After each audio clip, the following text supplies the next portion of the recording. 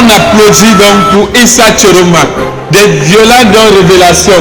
On ne peut pas croire. Bienvenue, madame et monsieur, qui ont amené sa chose d'enfant. C'est passé à la forme avec vous, madame et monsieur. Rebonsoir à tous et bienvenue pour cette 3, 2, 1, go! Ok, c'est bon. Bon!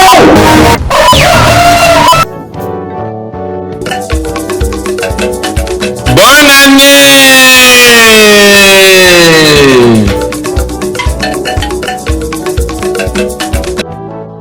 Essential and forward it to where it matters will save these situations.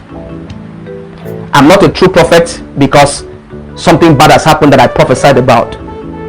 I'm a true prophet when an evil is seen and steps are taken and the problem is resolved. That makes me a true prophet.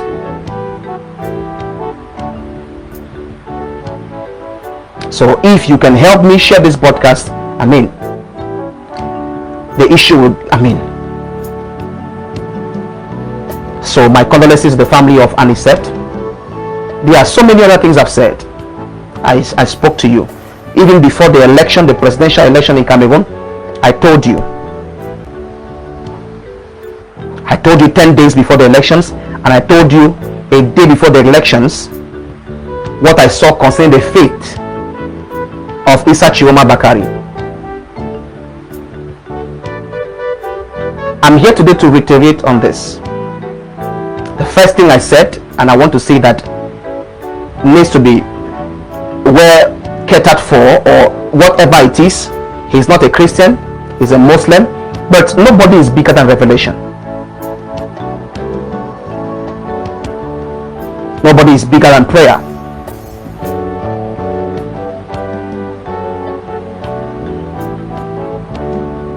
I saw his health depreciating fast.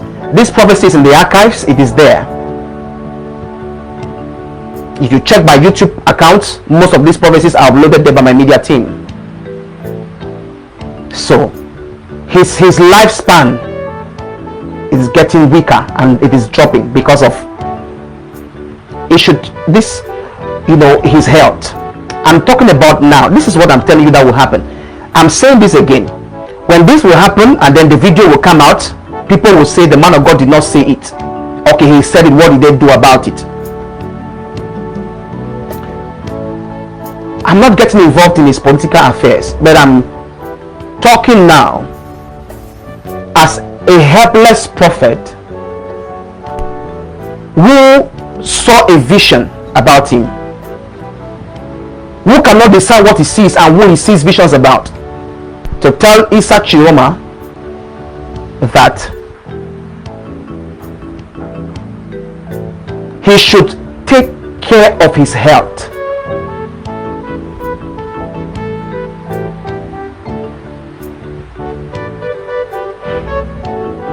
Because I saw his health depreciating faster. I saw his health depreciating fast. Very short time, you cannot see him anymore. This is the 2nd of December 2025. If you don't pray for Issa Tchiroma, for those who love him, every man is loved by people. Even the head of state, Paul Biya, is loved by some people. That you don't love him does not mean others don't love him. And that you don't love Tchiroma does not mean people don't love Tchiroma. So those who love him, pray for him. Because if you don't pray for him, you might wake up to another bad news about him, like what just happened. So pray for him. I saw him break down in a very short time, health-wise. So if he can focus more a little bit on taking care of himself, his health, okay, there are some things that have happened around his life. Everyone should always take out time to fix their way with God. Whether you are fixing your way with Allah or with who, fix your way with them. So let him correct his errors, prepare his house, clean his heart,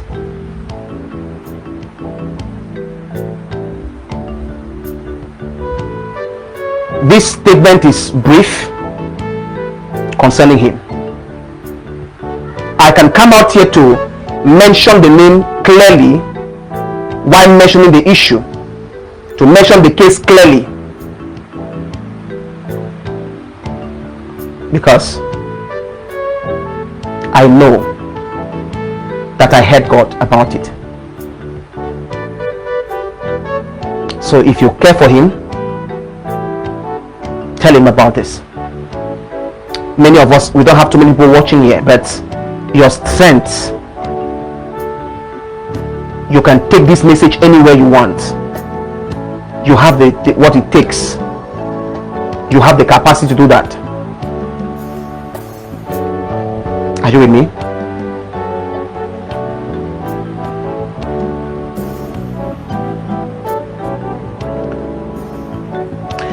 The future of Cameroon is very promising, but the future can be prolonged.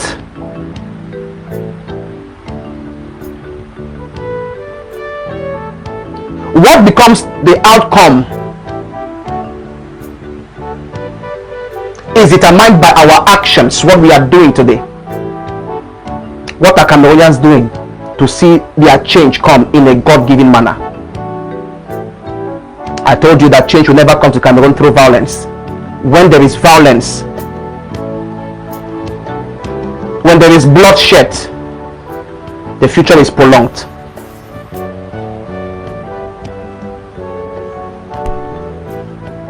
So, what should Cameroonians do at this time? Prayer and getting involved. Becoming the actors of the game. If you are not actors, change will not come. So when you pray, become actors of change. You are the one to bring the change, to change the system. Get involved, not through violence. When I say get involved, I mean involved in certain strategic places that matter. Politics, power, and so on. That will bring change to Cameroon.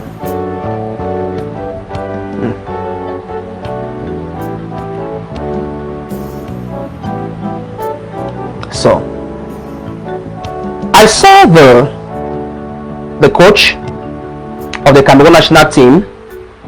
So he's going to say a lot of things. I'm talking about Mark Breeze.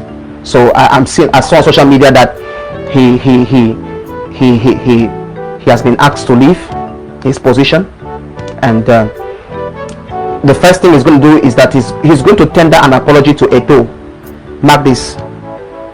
And then this is going to be the beginning of reconciliation. I know that the tensions are still heavy, but there'll be order and records will be set straight between the Minister of Sports and Fecafoot. So what is like the instrument of this tension, God has permitted it to be removed. Okay, God has permitted it to be removed. So Mark Breeze is going to apologize to Samuel Eto'o. Before that, he will say some negative things, but then he will apologize, and then there's going to be peace between Ministry of Sports and Fecafoot. So God is already doing some things in the background. Okay. Yes. Yes. By the month of January, God is going to start a cleaning within the government. By the month of January, there will be a lot of changes by the month of January. I don't know why I'm seeing Cameroonians celebrating in the month of January. Why they are celebrating, I cannot tell exactly what it is, but January will bring a lot of good announcements in Cameroon. The Cameroonians will take a step towards goodness, towards their promised land. A step. I said a step. I didn't say they will enter their promised land. They will take a little step. They will take a little step. Okay? They will take a little step towards their promised land. So let this break through for Cameroon. This is good news. This announcement, I'm talking about announcement coming from the presidency itself. I am talking about announcements coming from the presidency itself. And the pressure on Cameroonians will be reduced a little bit. So let Cameroonians just pray that this thing that God has said will come to pass. Congratulations, Cameroonians. Your good news is near. Okay, so this is the month of January. So this announcement will be made from the presidency. Things will be, there's going to be God will start cleaning from the government.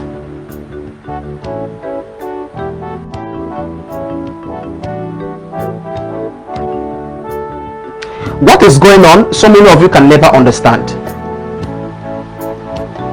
You can never know what is going on in Cameroon based on what you see on the media, based on what you see on Facebook, based on what you see on TV. What is going on in Cameroon, it takes somebody who prays to see it. What is happening in Cameroon, it takes someone who is spiritual, who hears God, who sees beyond the mortal world, to know what is happening.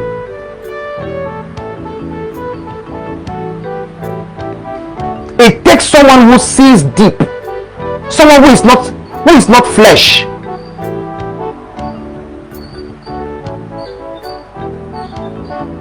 Someone who is deep to see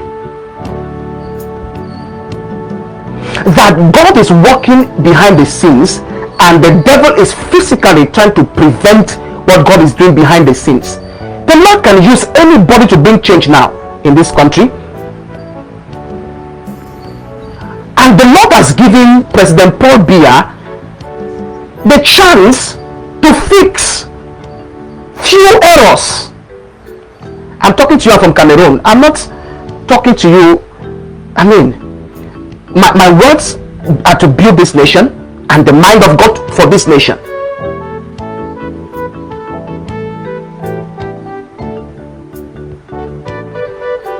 So God is building this nation. God is building Cameroon.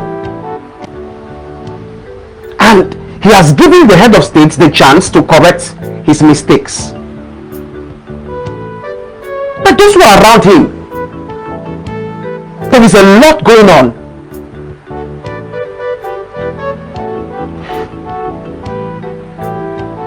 Leaders are instruments in God's hands, and I'm praying that the Lord will use the leaders of this country, whether they are churchgoers, Christians, Muslims, to fix the destiny and the future of this country. Any government minister, any politician, any actor of change in Cameroon who at this time is not interested in contributing to the change God wants to bring in Cameroon, in 2016 your place is in danger.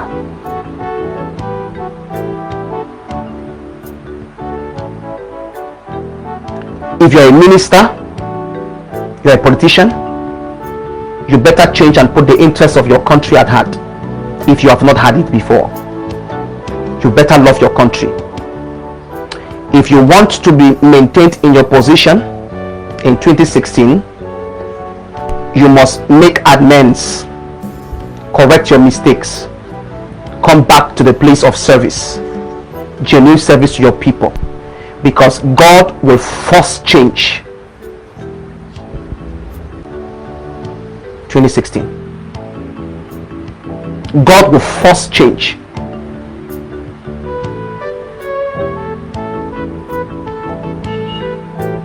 Hear me well. Are you following what I'm saying? Are you sharing this broadcast, people? Let Cameroonians hear what I'm saying now. I don't want that this thing should happen before they start going back to the video to bring archives. No, Cameroonians should hear this now and act on it. Let Cameroonians listen to the word of the Lord, the voice of the Lord now, and act on it.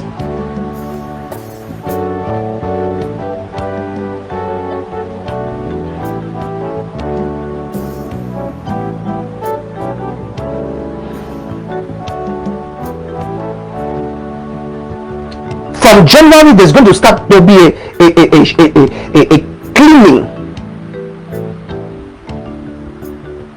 So if you are in position and you have not really had the interest of people, God is giving you a second chance as a minister, as a parliamentarian, as a mayor, as a senator, whatever position you occupy.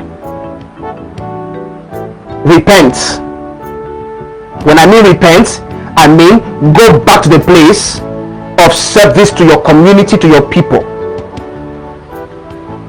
Because if you don't go back to that place, God will force you out of your position, even if you won election, even if you won the senatorial election, even if you won the municipal election, even if you won the regional election.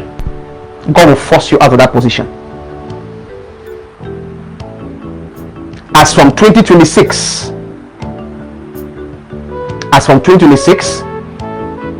those who will be spared in their positions are those who have decided to serve the people.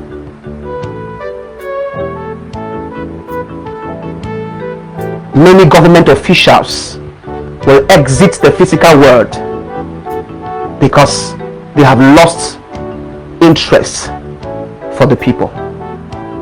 I came to announce this to you. I'm announcing this to you. People will go for medical trips. Ministers will go for medical trips and they will not come back.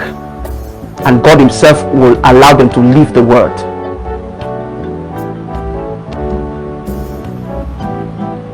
Government officials will sleep without being sick. They will wake up and they will not wake up. But what is the solution? You can be spared from this wind that is about to blow from January. You can be spared from this by coming back to service to say, I want to serve my people. I want to work for the interests of my people.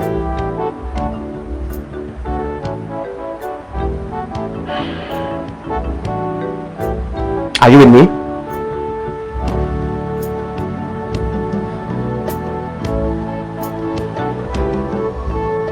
So the year 2026 is promising for Cameroonians. Promising.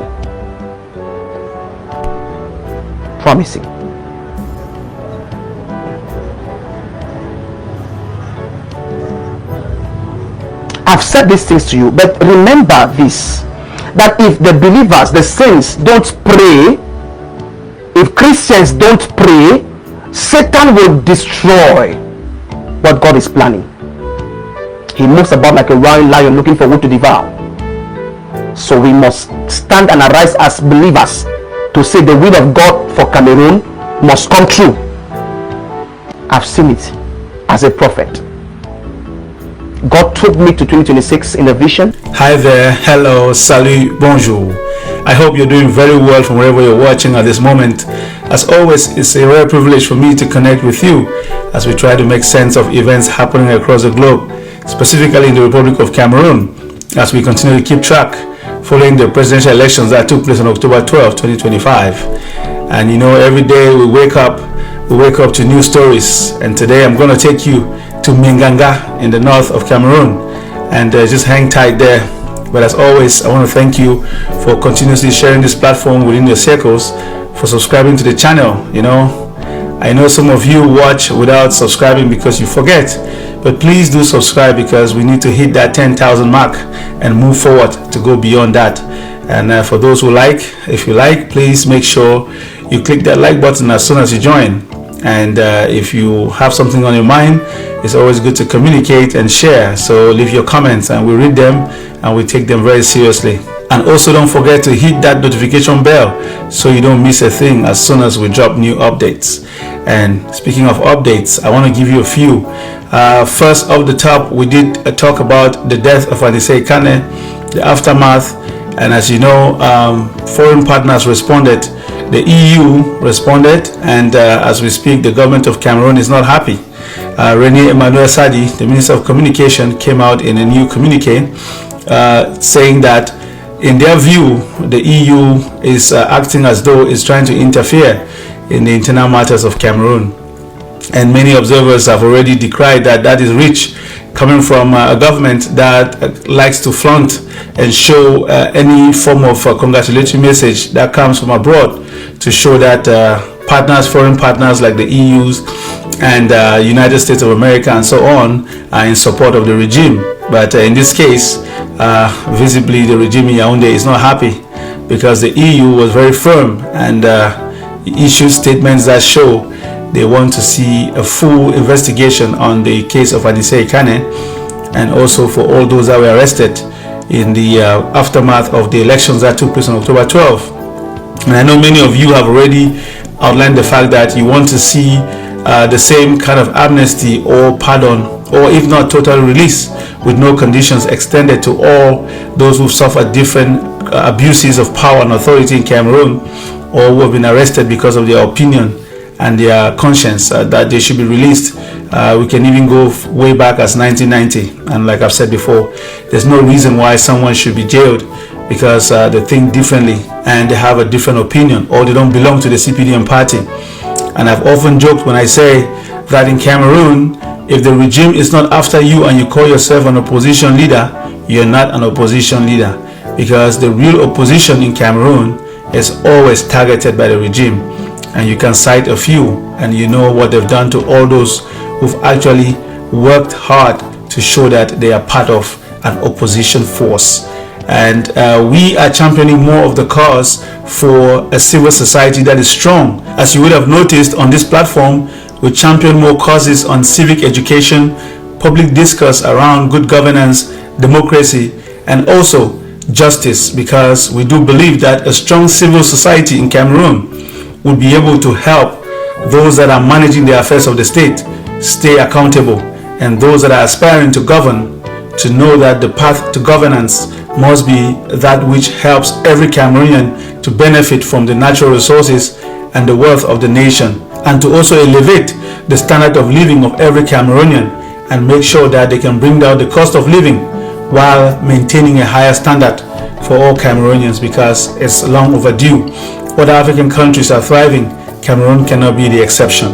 And putting that first update aside, we can tell you that Professor Abou has been released from detention, and it's questionable that someone like Joachim Chamani, who was also arrested on the same evening when Anicet Col was arrested, has been sent to Kondengi, some sort of awaiting trial, because at this point there's not been an official record to show exactly what any of them did, but they were all bundled up under the same banner of accusations. And we can also chip in when it comes to the video that is circulating showing the Minister of Territorial Administration, Paul Atenganji, in an interview where he's talking about Anicet Col, and some say it is in very condescending terms, and that it would have been better for the minister to stay quiet rather than try to denigrate the image and the memory of Anicet Col, because he made statements like it wasn't necessary for Anicet Col to be involved in the matters of the state anymore because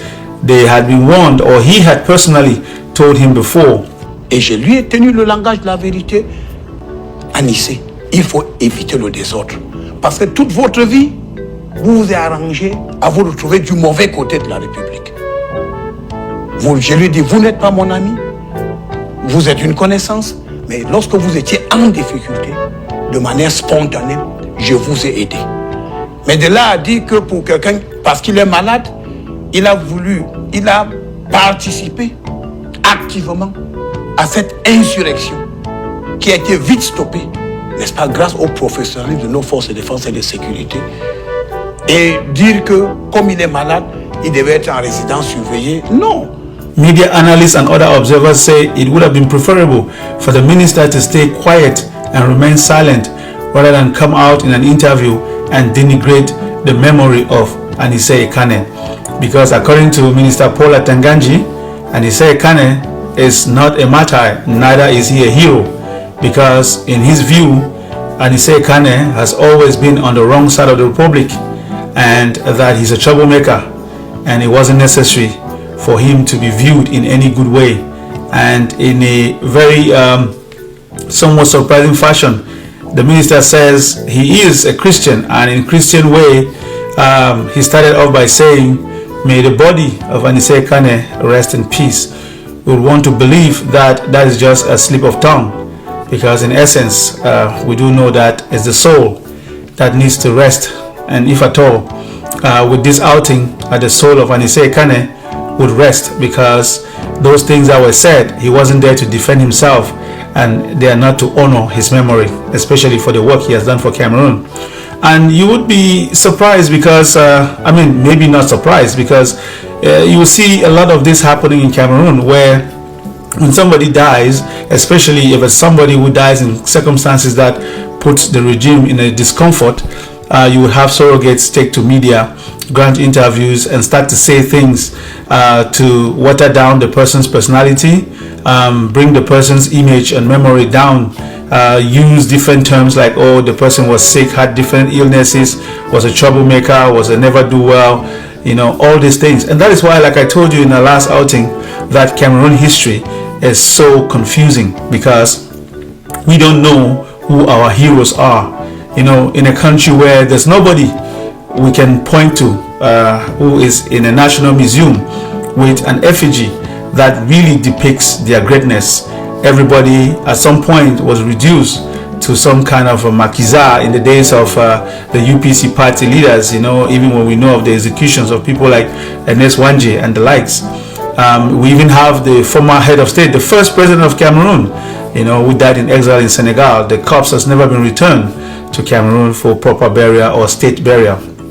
And therefore you have this kinds of situation continue to play out. And here we have Anicet Kane, and as you can hear from the minister himself, saying things that don't really honor the memory of Anicet Kane. Il faut éviter de dire que c'est un martyr ou c'est un héros national. Non, il n'est ni l'un ni l'autre. Il est sur les coups de poursuites judiciaires. Rébellion contre la République. Incitation à la haine. Ils ont même financé cette insurrection. Les preuves sont là. Ils ont drogué les enfants. Vous savez, les stupéfiants, Having touched on some of those updates off the top, it's important for us to now delve into the main subject matter at hand.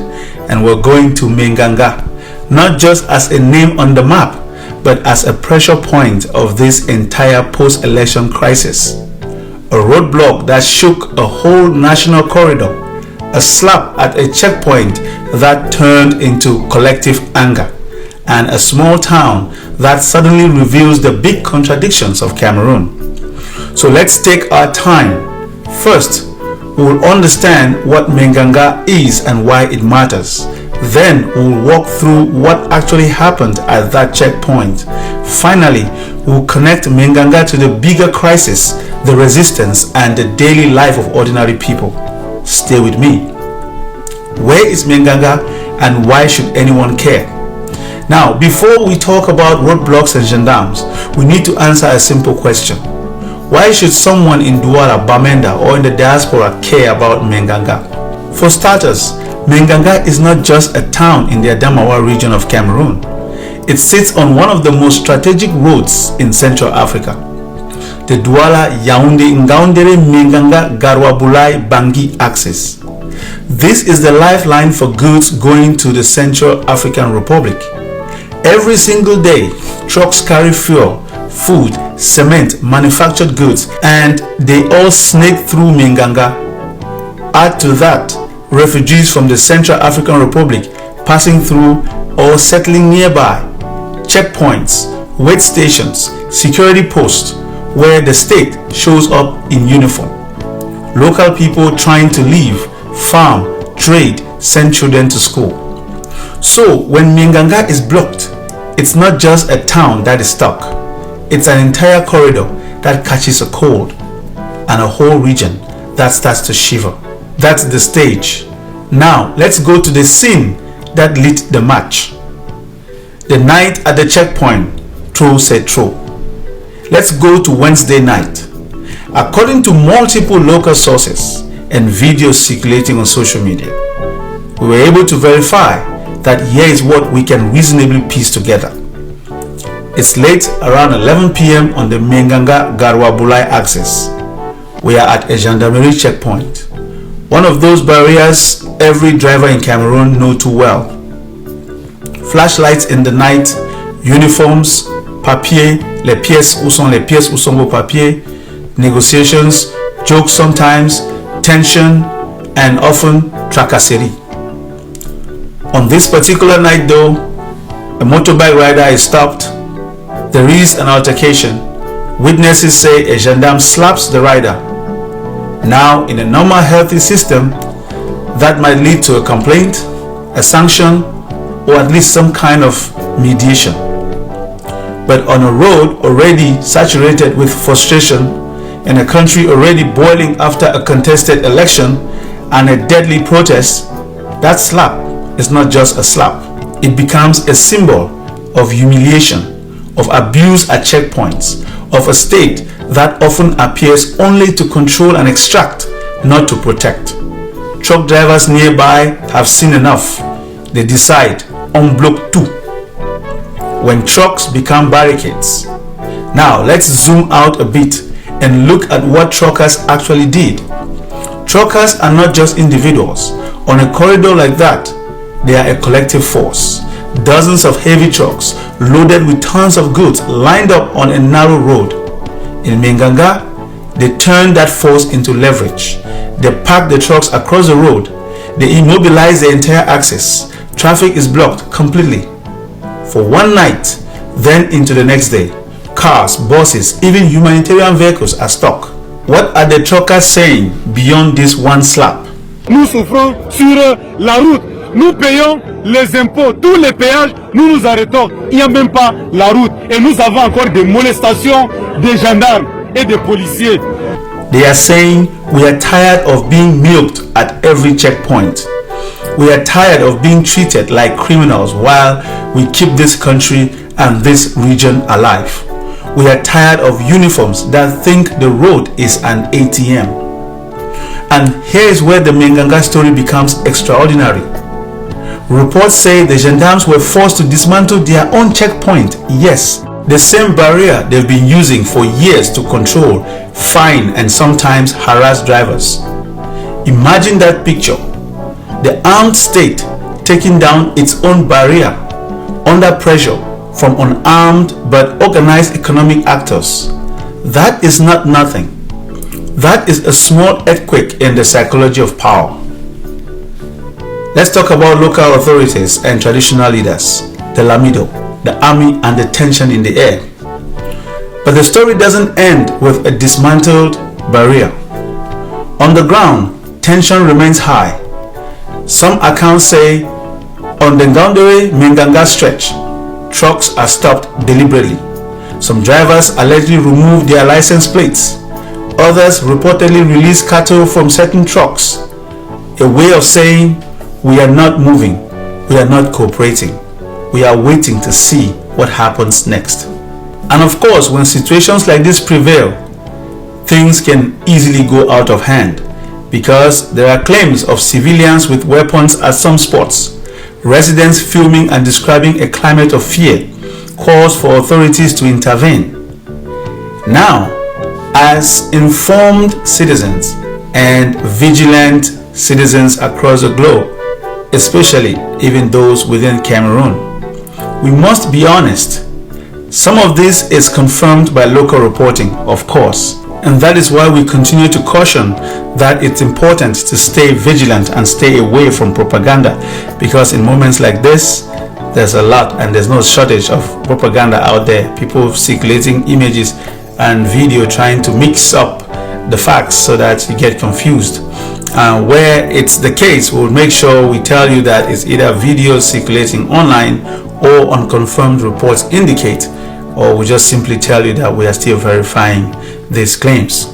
However, in the middle of all this, another actor appears, the Lamido of Menganga.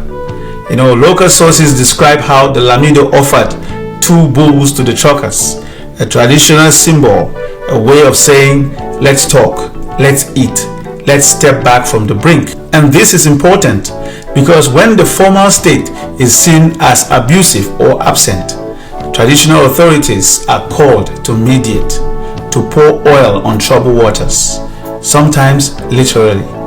And then behind the scenes, there are reports of an army deployment, reinforced security, quiet but tense negotiations about how to reopen the corridor without igniting a bigger fire.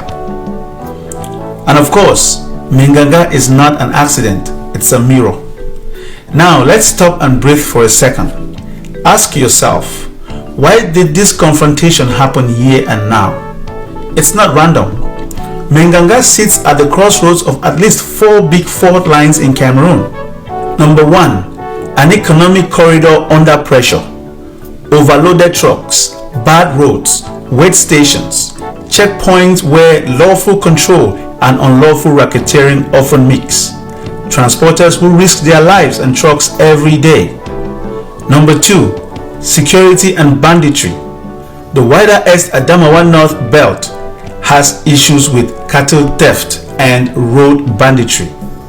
Security forces are present, but their behavior is often contested. Number 3, refugees and humanitarian flows. Thousands of people fleeing violence in the Central African Republic pass through and live around Minganga. This means UN agencies, NGOs, convoys of aid, and again, checkpoints. And last but not least, number 4, political tension after a disputed election. Nationwide protests. So many people dead, reports suggest above 50. Documented by human rights groups. Calls for days of mourning, ville morte, civil resistance.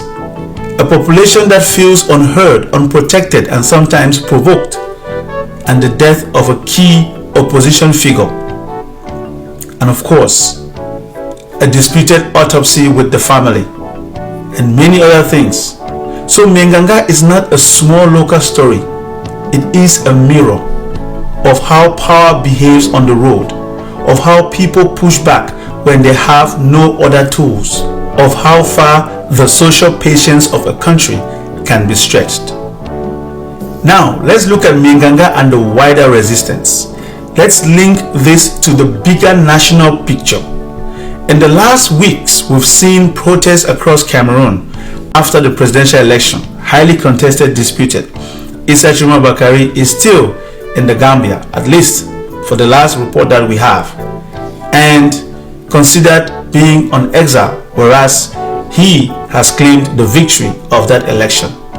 Those within the country continue to clamor for his reinstatement or return to the country, at least so he can march to Etoudi and take power.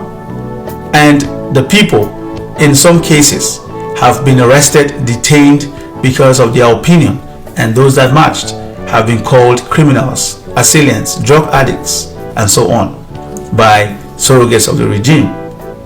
Ministers in office have not held their tongue back in accusing opposition figures as being instigators of violence. And while those who have lost loved ones try to mourn and decide on how to bury their dead, there is also a call for a national day of mourning by resistance leaders, with markets and streets going quiet in several towns, including Minganga. These are events that have shaped the last couple of weeks in Cameroon. A growing disconnect between official narratives and what people live on the ground. And to that, the death of Anicet Col, the controversial presence and absence of key political figures, social media that no longer waits for CRTV to give the headline. In that context, what does a roadblock in Minganga mean? It means a few things. It means economic actors are no longer just complaining in private, they are interrupting the flow. It means people are linking daily humiliation like a slap at a checkpoint with bigger political injustices. Is every trucker a militant of X or Y movement? No. But every trucker knows the system is not working, and without us, nothing moves. And that is a powerful realization. Now let's turn to the human side beyond headlines. Let's humanize this a bit. Behind every truck in that line, there is a driver who hasn't slept, a family waiting for money, a risk of accidents, attacks, and mechanical breakdown.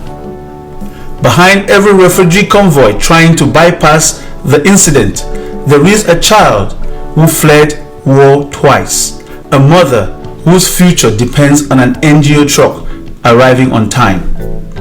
Behind every uniform at that checkpoint, there is also a human being who might be badly paid, badly trained, sometimes badly commanded.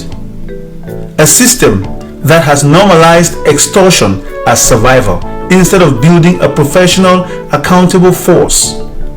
So when we cover Minganga, we're not just covering truckers versus gendarmes or Lamido versus tension. We are covering a fragile ecosystem where a single slap can stop the trade route, shake humanitarian operations, and add another crack on the legitimacy of the state. And here are questions we must ask as citizens, not just spectators. So what do we do with all this? As citizens, as people in the media, as members of the diaspora, as Cameroonians home and abroad, we have to ask hard but honest questions. On state behavior, how many checkpoints on that corridor are actually legal, necessary, and transparent? What sanctions exist for abuses by security forces? Who audits these checkpoints? On economic justice, how much money do truckers lose to illegal payments every trip? How does that affect the price of food, fuel, and basic goods across the region and the country?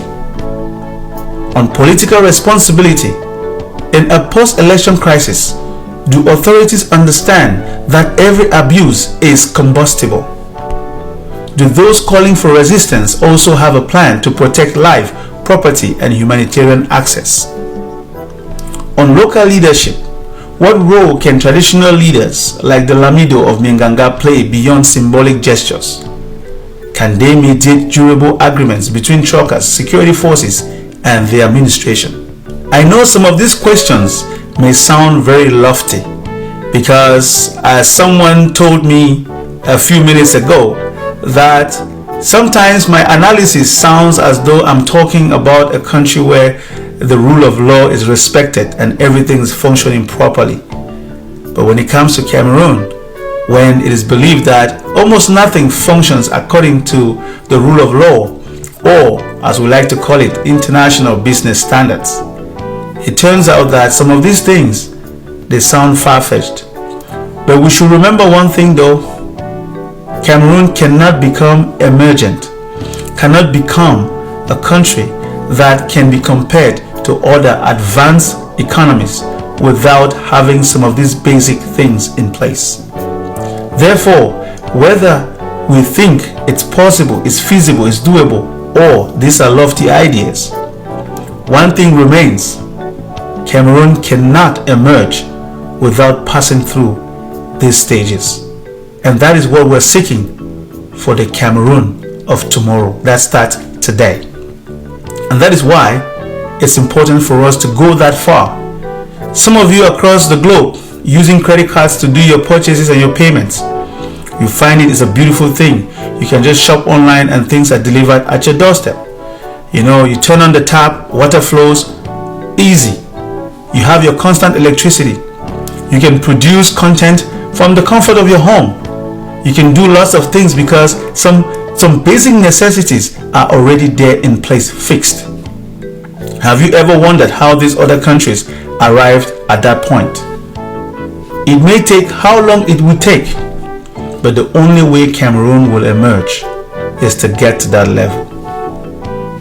There are other African countries, and for tourism purposes, we can really advertise because they are making improvements and progress, getting towards that direction. It is not impossible. Cameroon may just lack the will because there are leaders in place who have no business being in those places. They see things in other countries, they visit, they go there for medical treatment, They even send their children to go study in these countries, and they go there for vacation, and they even invest and have their biggest assets in those countries. And yet they don't sit and think for a second that they, in their position of authority and their office that they hold, they are contributing in impoverishing their own country, in depleting the resources of their own country, of ruling with impunity, and forgetting that the society would not change by a magic wand. It would take conscious efforts and meaningful and precise governance. And that is not a lofty idea, it's a must, and there's no way we can go around it. And therefore, in closing, let's talk about calm resistance with clear eyes.